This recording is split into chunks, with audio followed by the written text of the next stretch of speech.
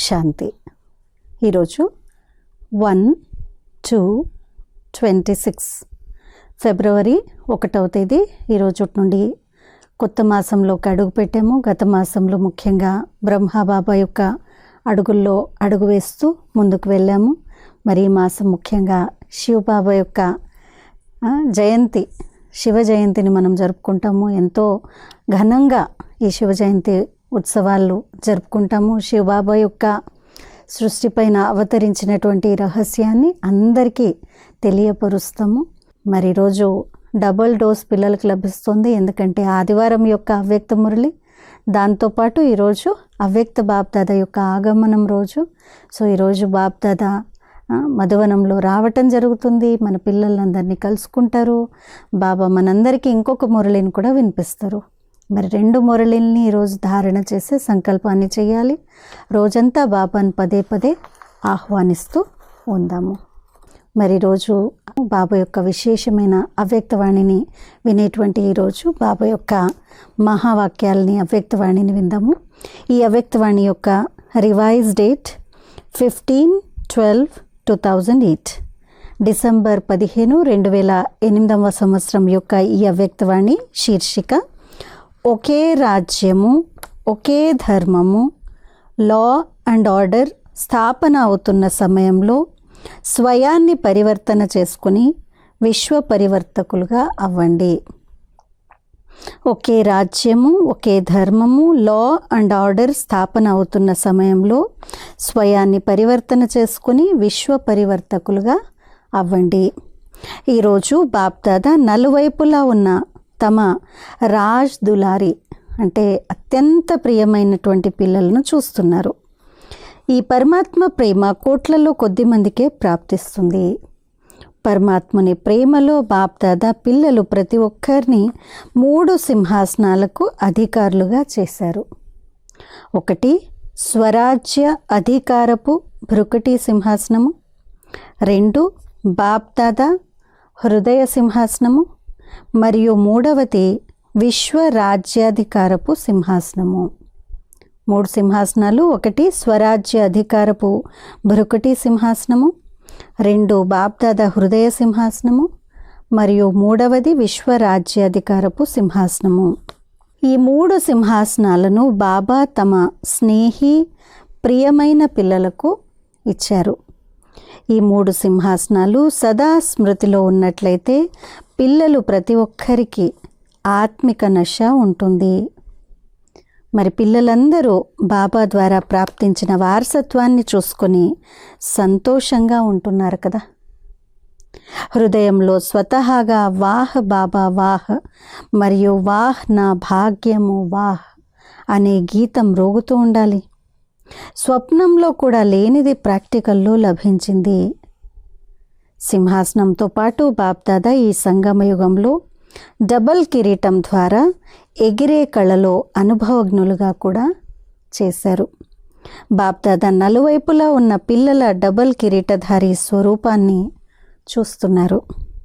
1 పవిత్రతతో కూడిన రాయల్టీ కిరీటము, 2 సేవా బాధ్యత అనే కిరీటము.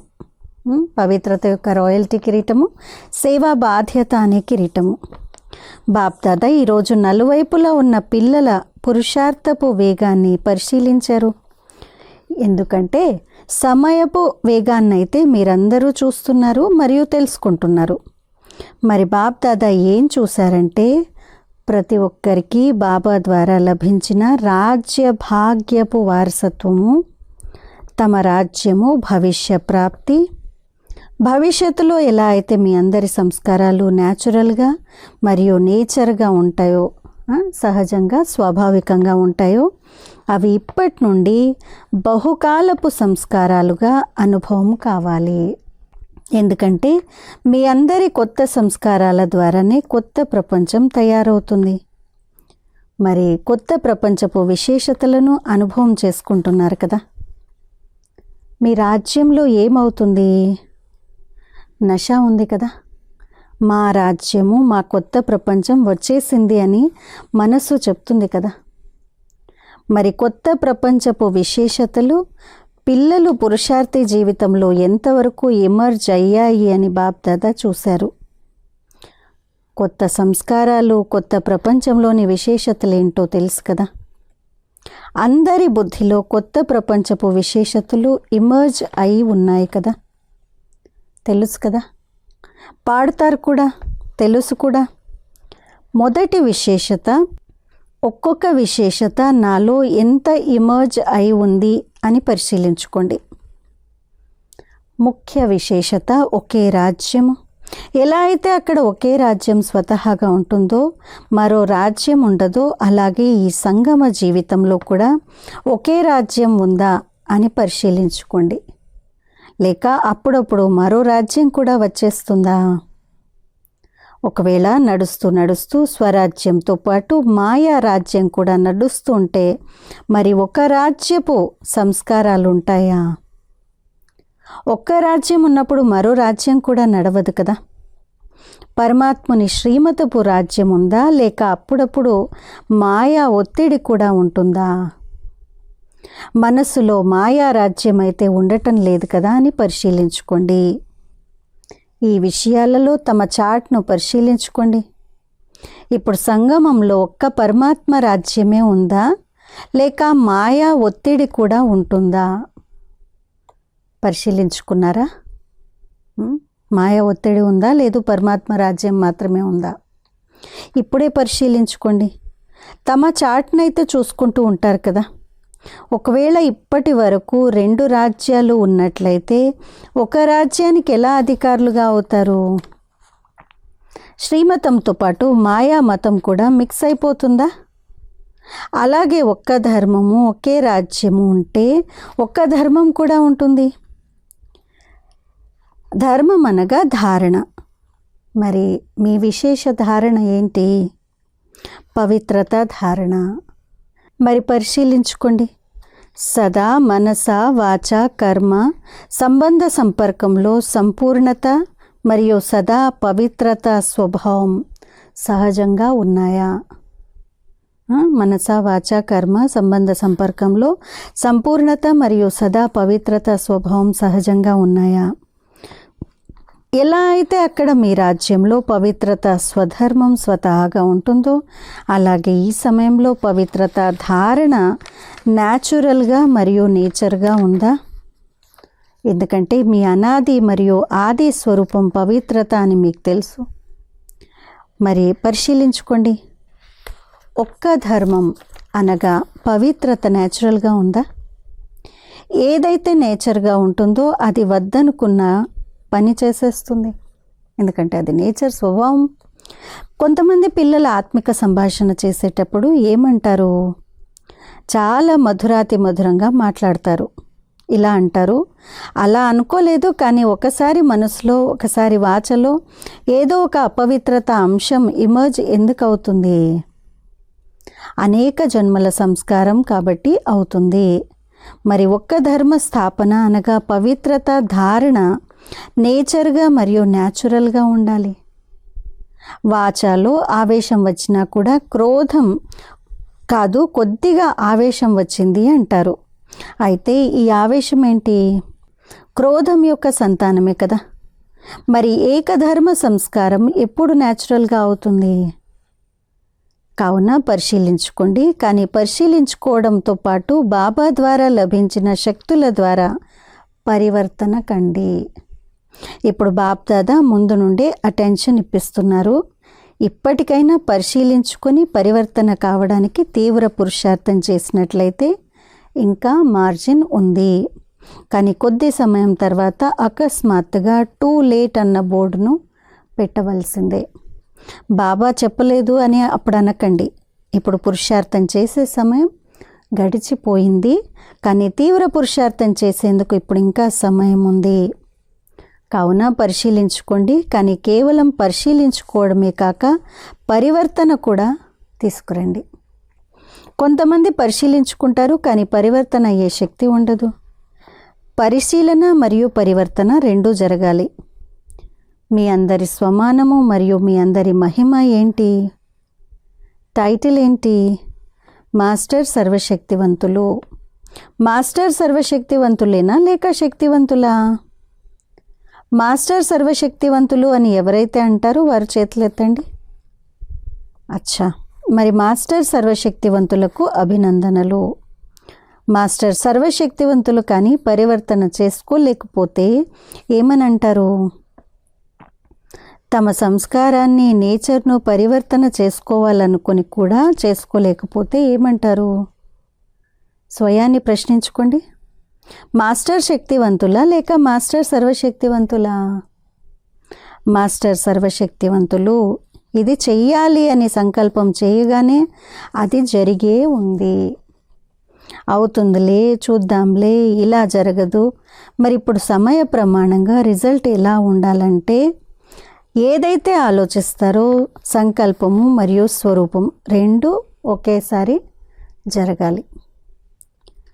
ఇప్పుడు కొత్త సంవత్సరము, అవ్యక్త సంవత్సరం రానుంది. అవ్యక్త పాలన మొదలయ్యి 40 సంవత్సరాలు కావస్తుంది. 1969లో బాబా శరీరం మొదలారు కదా. సో 40 సంవత్సరాలు కావస్తుంది. అవ్యక్త పాలన మరియు వ్యక్త రూప పాలన మొదలై 72 సంవత్సరాలు కానుంది. మరి ఇద్దరి తండ్రుల పాలనకు రిటర్న్ బాప్దాదాకి ఇవ్వరా? ఆలోచించండి. పాలన ఏంటి మరియు ప్రాక్టికల్ ఏంటి? నిర్లక్ష్యము మరియు రాయల్ సోమరితనము ఇప్పుడు కూడా ఉన్నాయన్న దాన్ని బాప్దాదా చూశారు. రాయల్ సోమరితనం అంటే అవుతుందిలే, అవుతాంలే, చేరుకుంటాంలే అని అనుకోవటము. ఇది రాయల్ సోమరితనము. నిర్లక్ష్యం అంటే చేస్తున్నాంలే, లే లే, ఇదైతే అవ్వవలసిందే, ఇదైతే చేయవలసిందే. చెప్పడంలో మరియు చేయడంలో తేడా వచ్చేస్తుంది. రాయల్ సోమరితనము, నిర్లక్ష్యం రెండు. బాప్దాదా ఒక దృశ్యం చూసి చాలా నవ్వుకుంటారు. ఏమంటారు? ఇది జరిగిపోతే, ఇది చేసేస్తే చాలా మంచిగా నేను ముందుకు వెళ్ళగలను అని అంటారు. ఇతరులను పరివర్తన చేయాలన్న వృత్తి ఉంటుంది, కానీ స్వపరివర్తన వృత్తి అక్కడక్కడ తక్కువైపోతుంది. ఇప్పుడు ఇతరులను చూసే వృత్తిని పరివర్తన చేసుకోండి. ఒకవేళ చూడాలనుకుంటే వారిలోని విశేషతను చూడండి. ఇలా అయితే జరుగుతూనే ఉంటుంది, ఇలా అయితే అవుతూనే ఉంటుంది. వీరు కూడా చేస్తున్నారు కదా. ఇటువంటి భావనను తగ్గించండి. ఇతరులను చూసే భావన, వాళ్ళు ఇలా ఉన్నారు కదా, వాళ్ళు అలా ఉంటారు కదా, మరి మాకెందుకు ఇలా, ఈ భావనను తగ్గించండి. స్వయాన్ని చూసుకోండి. బాబాని ఎదురుగా పెట్టుకోండి. ఇక ఎవరు ఉన్నా కానీ మహారథి కావచ్చు, మధ్యవారు కావచ్చు, పురుషార్థంలోని ఏదో ఒక లోపాన్ని పరివర్తన చేసుకుంటూనే ఉన్నారు. అందుకే see father, see double father. బ్రహ్మబాబాను చూడండి, శివబాబాను చూడండి. బాబా మిమ్మల్ని తమ హృదయ సింహాసనంపై కూర్చోబెట్టుకున్నారు మరియు మీరు కూడా మీ హృదయ సింహాసనంపై బాబాను కూర్చోబెట్టుకున్నారు. మీ స్లోగన్ సి ఫాదర్ అని. సి సిస్టర్, సి బ్రదర్ అన్న స్లోగనే లేదు. ఏదో ఒక లోపం అందరిలో ఇప్పటికీ ఉంది. కానీ ఒకవేళ ఇతరులను చూడాలంటే విశేషతను చూడండి. వారిలో ఉన్న ఏ లోపాన్నైతే వారు తీసేస్తున్నారో దాన్ని చూడకండి. రెండో విషయము, మీ రాజ్యంలో, మీ రాజ్యం గుర్తుంది కదా, నిన్ననే ఉంది మరియు రేపు రాబోతోంది. మీ బుద్ధిలో, నయనాలలో మీ రాజ్యం స్పష్టంగా వచ్చేసింది కదా. ఎన్నిసార్లు రాజ్యం చేశారు లెక్క పెట్టారా? అనేక సార్లు రాజ్యం చేశారు అనడంతో ఎదుటకు వచ్చేస్తుంది. మీ రాజ్యాధికార రూపము మరియు శ్రేష్ఠ రాజ్యము. మీ రాజ్యంలో లా అండ్ ఆర్డర్ స్వతహాగా జరుగుతాయి. అందరూ జ్ఞానవంతమైన సంస్కారాలు కలవారే. లా ఏంటి, ఆర్డర్ ఏంటి అని అందరికీ తెలుసు. అలాగే మీ జీవితంలో కూడా చూసుకోండి. బాబా ఆర్డర్లో నడుస్తున్నారా లేక ఒక్కోసారి మాయా ఆర్డర్ కూడా నడుస్తుందా? శ్రీమతం కాకుండా ఒకసారి పరమతము, మన్మతంలో అయితే నడవటం లేదు కదా. మరి లా ఏంటి? నిశ్చింత చక్రవర్తి. ఏ చింత లేదు, ఎందుకంటే సర్వప్రాప్తులు ఉన్నాయి. అలాగే సంగమ శ్రేష్ఠ జన్మలో కూడా బాప్దాదా ఇచ్చిన సర్వప్రాప్తులు ఉన్నాయా అని పరిశీలించుకోండి. బాబా ఇచ్చినవి అవి భగవంతుడి ప్రసాదము అవుతుంది కదా. ప్రసాదానికి ఎంతటి మహత్వం ఉంటుంది. మరి బాబా ఇచ్చిన ప్రాప్తులన్నీ ప్రభు ప్రసాదము ప్రాప్తించాయి. ప్రభు ప్రసాదానికి మహత్వం ఉందా? వారసత్వం కూడా ఉంది, అధికారం కూడా ఉంది, మరియు ప్రసాదం కూడా ఉంది. మరి పరిశీలించుకోండి, లా అండ్ ఆర్డర్ రెండిట్లో సంపన్నంగా ఉన్నారా? బాబ్దాదా ఒక విషయం ఏం చూశారంటే, మెజారిటీ పిల్లలు లభించిన పరివర్తన శక్తిని సమయానికి కార్యంలో వినియోగించినట్లయితే ఎటువంటి కష్టమూ ఉండదు. చూడండి, ఒకవేళ ఎప్పుడైనా ఏ విధంగానైనా మాయతో ఓటమి జరిగితే భాషణ చేసేటప్పుడు, క్లాస్ చేసేటప్పుడు ఈ 2 మాటలు పడివేసేవి కూడా మరియు పైకి తీసుకువెళ్ళేవి కూడా అని అంటారు కదా. ఆ 2 మాటలు ఏంటో తెలుసు కదా, మనసులోకి వచ్చేసాయి కదా. ఆ 2 మాటలు నేను, నాది. భాషణలో చెప్తారు కదా, క్లాస్లో కూడా చెప్తారు, బాబ్దాదా క్లాస్ కూడా వింటారు. ఏమంటారు? ఇప్పుడు ఈ మాటలను పరివర్తన శక్తి ద్వారా పరివర్తన చెయ్యండి. ఎప్పుడు నేను అని మాట్లాడినా నేను ఫలానా, నేను బ్రాహ్మణుణ్ణి అంటారు. కానీ నేను ఎవరిని? బాబ్దాదా ఏ స్వమానాలైతే ఇచ్చారో ఎప్పుడు నేను అని చెప్పినా కానీ దాంతోపాటు ఏదో ఒక స్వమానాన్ని చెప్పండి. అంటే బుద్ధిలోకి తీసుకురండి. నేను అనగానే స్వమానం గుర్తుకొచ్చేయాలి. నాది అని అనగానే బాబా గుర్తుకు రావాలి. నా బాబా, ఇది న్యాచురల్ స్మృతిగా అయిపోవాలి. ఈ పరివర్తన తీసుకురండి.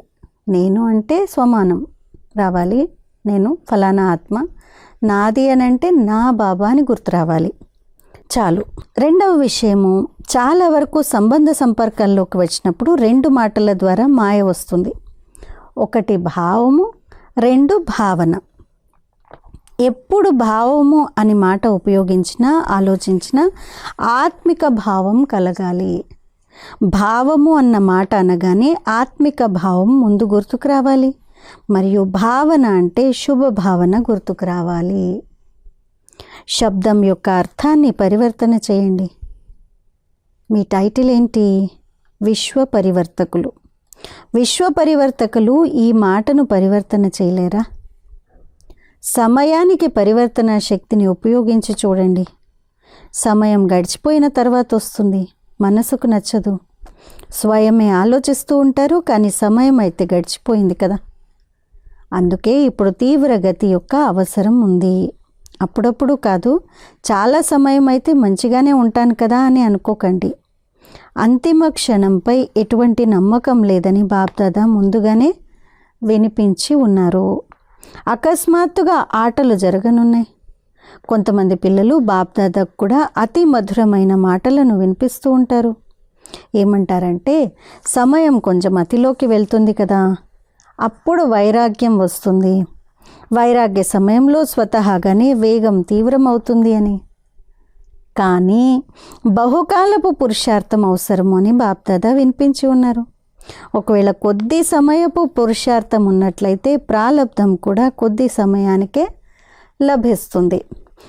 పూర్తిగా 21 జన్మల ప్రాలబ్ధం లభించదు. బాబ్దాదా చెప్పే 3 మాటలను సదా గుర్తుంచుకోండి. 1 అకస్మాత్తుగా, 2 ఎవరెడీగా, మరియు 3 బహుకాలము. ఈ 3 మాటలను సదా బుద్ధిలో పెట్టుకోండి. ఎప్పుడు ఎక్కడైనా ఎవరికైనా అంతిమ కాలం రావచ్చు. ఎప్పుడు ఎక్కడైనా ఎవరికైనా అంతిమ కాలం రావచ్చు. ఇప్పుడే ఎంతమంది బ్రాహ్మణులు వెళ్ళిపోతున్నారో చూడండి. వారికి ఏమైనా తెలుసా? అందుకే బహుకాలపు పురుషార్థంతో పూర్తి 21 జన్మల వారసత్వ ఫలితాన్ని ప్రాప్తి చేసుకోవాల్సిందే. ఈ తీవ్ర పురుషార్థాన్ని గుర్తుంచుకోండి. మీ రాజ్యంలో ఫస్ట్ నెంబర్, ఫస్ట్ జన్మ. ఏం ఆలోచిస్తున్నారు? ఫస్ట్ జన్మలోకి రావాలి కదా. ఎందులో మజా ఉంది? ఫస్ట్ జన్మలో ఉందా లేక ఏ జన్మలో అయినా ఉందా? తమ రాజ్యంలో ఫస్ట్ జన్మలో శ్రీకృష్ణుడితో పాటు ఈ పాత్ర కూడా ఉంది అని భావించేవారు చేతులెత్తండి. అందరూ చేతులెత్తారు. పాత్ర ఫస్ట్లో ఉందా? చేతులు చూసైతే సంతోషంగా ఉంది. చప్పట్లు కొట్టండి. ఫస్ట్ జన్మలోకి వస్తున్నందుకు అభినందనలు. కానీ చెప్పమంటారా? చెప్పొద్దా? ఫస్ట్ జన్మలోకే వచ్చేది ఉన్నప్పుడు ఇక మరో విషయం చెప్పటం ఎందుకు? అచ్చా, ఎంతమంది అయితే వచ్చారో అందరూ ఫస్ట్ జన్మలోకి రావాల్సిందే. చప్పట్లయితే కొట్టారు. ఫస్ట్ జన్మ మరియు ఫస్ట్ స్టేజ్ కూడా. ఫస్ట్ స్టేజ్ను తయారు చేసుకోవాల్సిందే అని ఎవరికైతే సంకల్పం ఉందో, ఎటువంటి విఘ్నం వచ్చినా కూడా అది విఘ్నంగా ఉండకూడదు. విఘ్న వినాశకుల ఎదుట విజయ రూపంగా మారిపోవాలి. ఎందుకంటే మీరందరూ విఘ్న వినాశకులు. టైటిల్ ఏంటి? విఘ్న వినాశకులు. కావున ఒకవేళ విఘ్నం వచ్చినా కూడా ఆట ఆడుకోవడానికి వస్తుంది. కానీ మీరు దూరం నుండే తెలుసుకోండి, రాయల్ రూపంలో వస్తుంది. కానీ విఘ్న వినాశకులైన మీరు ఈ ఆట ఏంటి అని దూరం నుండే తెలుసుకుంటారు. అందుకే బాప్దాదా కూడా పిల్లలందరూ కలిసి వెళ్ళాలి, వెనుక ఉండిపోకూడదు అని ఆశిస్తారు. బాప్దాదాకు పిల్లలు లేనిదే మజా రాదు. కావున దృఢత్వాన్ని ఎప్పుడూ బలహీనంగా చేసుకోవద్దు. చెయ్యాల్సిందే. లే లే అని అనకండి. చూద్దాంలే, చేద్దాంలే, అవుతుందిలే. చూడండి, ఈ మాటలు రాకూడదు. దృఢత్వం సఫలతకు తాళం చెవి. ఈ తాళం చెవిని ఎప్పుడూ పోగొట్టుకోవద్దు. మాయ కూడా తెలివైంది, అది తాళం చెవిని వెతుకుతుంది. కావున ఈ తాళం చెవిని జాగ్రత్తగా సంభాళించి పెట్టుకోండి. అచ్చా, బాబా యాత్పరిస్తున్నారు. నలువైపులా ఉన్న లవ్లీ మరియు లక్కీ దృఢ సంకల్పం కలిగిన పిల్లలు ఆలోచించడము మరియు చేయడం. చేస్తాము, చూస్తాము కాదు, ఆలోచించడము మరియు చేయడం. సదా స్వయంలో నష్టమోహులు. కేవలం సంబంధపు మోహం కాదు, తమ దేహ భానము మరియు దేహ అభిమానపు మోహం కూడా ఉండకూడదు. ఇటువంటి నష్టమోహ ఎవరిడి పిల్లలకు సదా శ్రీమతం అనే చేతిలో చేయి వేసి కలిసి ఎగిరేవారు మరియు బ్రహ్మబాబాతో పాటు తమ రాజ్యంలోకి వచ్చే తీవ్ర పురుషార్థులు ఎగిరే కళలో ఉండే పిల్లలకు బాప్దాదా అందించే చాలా చాలా ఆశీర్వాదాలు మరియు ప్రియ స్మృతులను స్వీకరించండి. మరియు బాలకుల నుండి మాలకులైన పిల్లలకు నమస్తే. అలా తయారు చేసేటువంటి మధురాతి మధురమైన బాప్దాదాకు పిల్లలందరి ప్రియ స్మృతులు నమస్తే మరియు గుడ్ మార్నింగ్. ఈరోజు బాబా యొక్క వరదానము విఘ్నజీత భవ. పరివర్తన శక్తి ద్వారా సర్వుల కృతజ్ఞతలకు పాత్రులుగా అయ్యే విఘ్నజీత భవ. పరివర్తన శక్తి ద్వారా సర్వుల కృతజ్ఞతలకు పాత్రులుగా అయ్యే విఘ్నజీత భవ. మీకెవరైనా అపకారాన్ని చేసినట్లయితే మీరు ఒక క్షణంలో ఆ అపకారాన్ని ఉపకారంలోకి పరివర్తన చేసేయండి.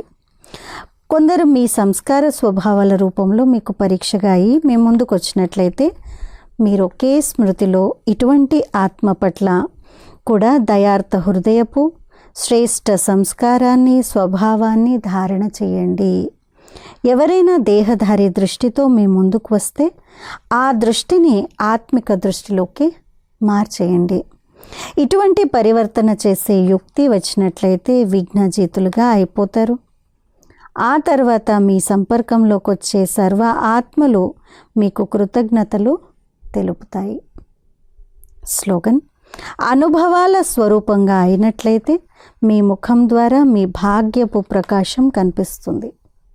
అనుభవాల స్వరూపంగా అయినట్లయితే మీ ముఖం ద్వారా మీ భాగ్యపు ప్రకాశం కనిపిస్తుంది. అచ్చా, ఈరోజు అవ్యక్త సూచనలు.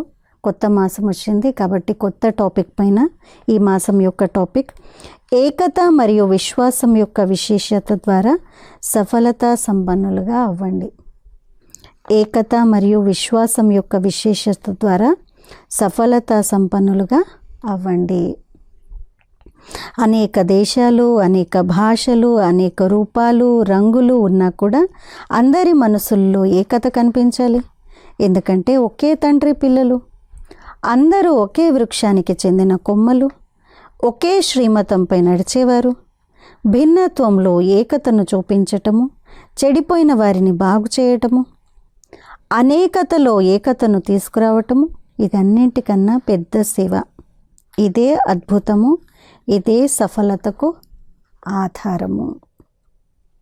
అచ్చా, మరి రోజంతా కూడా బాబా మిలనాన్ని మనం జరుపుకుంటూ సాయంత్రం బాబా యొక్క కలయికని జరుపుకుందాము.